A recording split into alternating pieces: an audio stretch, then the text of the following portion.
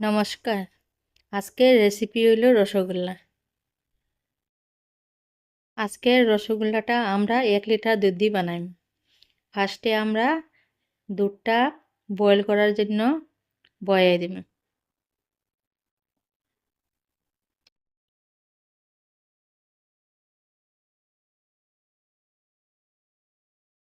দুধটা বয়েল হয়ে গেছে, তখন আমরা 2 চামচ ভিনিগারের মধ্যে 2 চামচ জল মিশাইয়া একটু একটু কইরা দিমু আর দুধটা নাড়াইতে থাকমু। আমরা দুধের ছানাটা হয়ে গেছে। এখন আমরা জলটা ঝরাই নেব। একটা ছাঁকনির উপরে আমরা এইভাবে একটা কাপড় দিয়ে ভালো করে জলটা ঝরাইয়া নিব।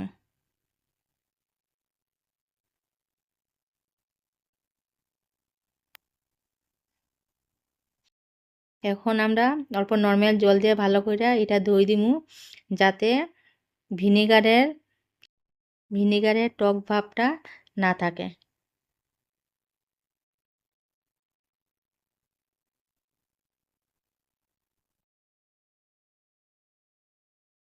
আমরা জলটা ভালো করে ঝরাই নিব।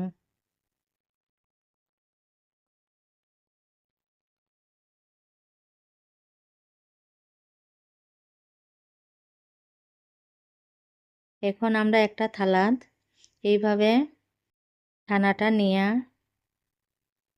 হাত দিয়ে ভালো কইরা মাইখা নিমু, যাতে জিনিসটা সফট হয়ে যায়।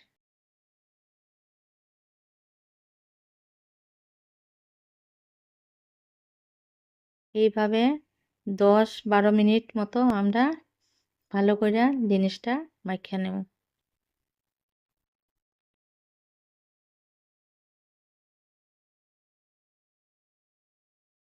আমরা ছানাটা সফট হয়ে গেছে। এখন আমরা 1 চামচ ময়দা মিক্সড কইরা আবার ভালো কইরা মাখবো।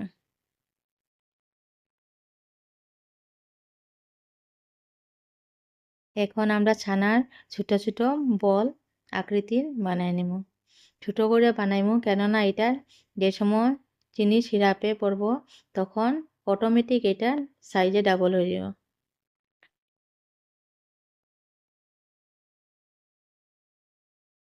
এখন আমরা একটা কড়াইতে 1 কাপ চিনি আর 5 কাপ জল দিয়ে দেব।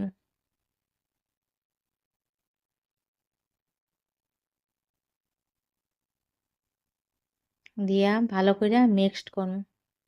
এইটা আমরা কোনো তারযুক্ত সিরাপ বানাইব না, এটা জাস্ট আমরা চিনিটা গলাইব। গলাইয়া আমরা 3-4 মিনিট জাল করে নেব। এখন আমরা বানায় রাখা বলগুলা দিয়ে দেব।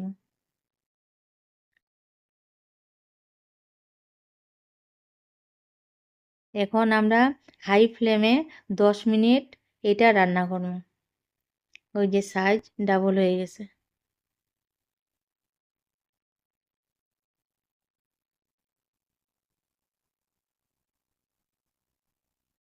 এখন আমরা লো ফ্লেমে আবার 7-8 মিনিট আবার এটা রান্না করব। আমরা রসগোল্লা রেডি হয়ে গেছে। আপনারা যদি রেসিপিটা ভালো লাগে থাকে তবে লাইক, শেয়ার অ্যান্ড সাবস্ক্রাইব করার অনুরোধ রইল। আমরা এখন রসগোল্লাগুলা 1 ঘন্টা লাগে আমরা চিনির সিরাপে রাখে দিই। Thank you.